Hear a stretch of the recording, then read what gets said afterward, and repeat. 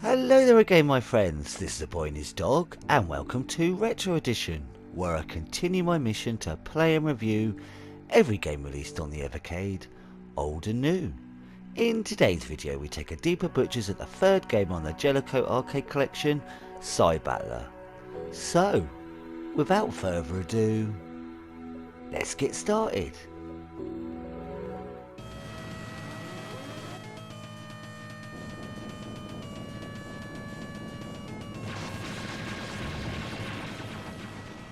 Cybattler is a vertically scrolling multi-directional shooter developed by Jaleco and released for the arcades in 1993.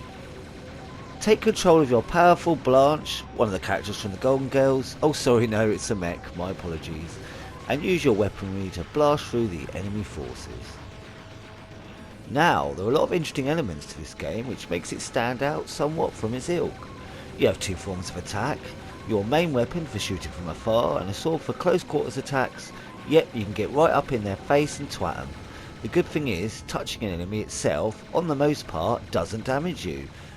Only their attacks do.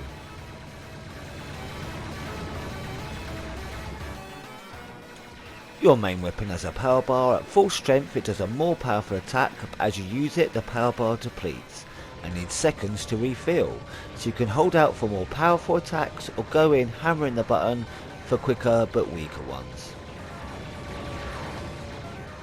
The most interesting element to this game however is the ability to fire in any direction. Let go of fire and you can aim in any one of 8 directions. Hold the fire button down will lock your aim and you can strafe around the area while still aiming and shooting at your enemy.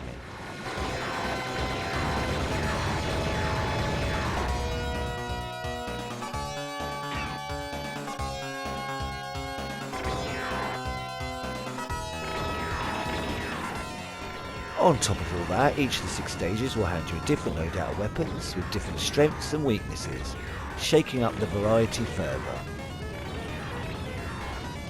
The stages themselves are decently designed, though nothing spectacular, with enough variety but the usual suspects like flying through asteroid belts, facing against a giant ship and damaging parts as you slowly fly around, and taking on a Space Armada.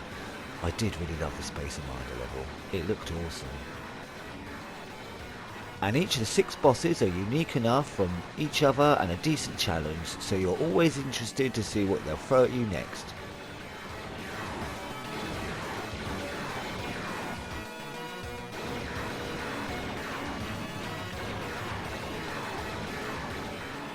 And speaking of challenge, that's probably the most interesting aspect because the difference between 1 and 2 players in this game is significant. The extra firepower, target on screen for enemies and more ways to tackle the bosses of course make 2-player an easier experience, but the continue system was also altered. In single player if you die and use the continue you must go back to the start, or on some stages go back to the last checkpoint, meaning spamming coins in isn't always the answer to get to the end and you do have to learn the stages and the best way to tackle each boss without losing all your health. In 2-player, as long as one of you is alive, you can spam those coins and continue from where you died. So if the boss is almost at a health, you won't have to do it all again. This makes the game infinitely easier, but that's still not a bad thing because it's so much fun.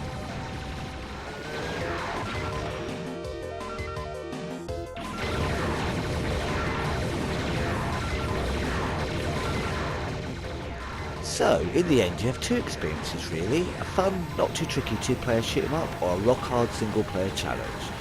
Though there's obviously ways to use this to your advantage in single player, if you think about it.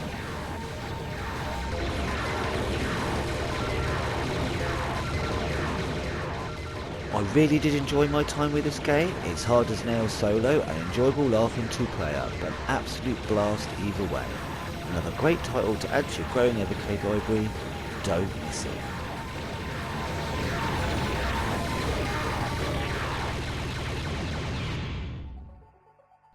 And if you've made it here to the end of the video, thank you very much for joining me. Please leave a comment or a thumbs up if you would like, and it also helps me to know how well I'm doing. But either way, I'm just chuffed you poked your head in the door to take a gander. Hope you have an awesome day my friends, and until next time, be seeing you.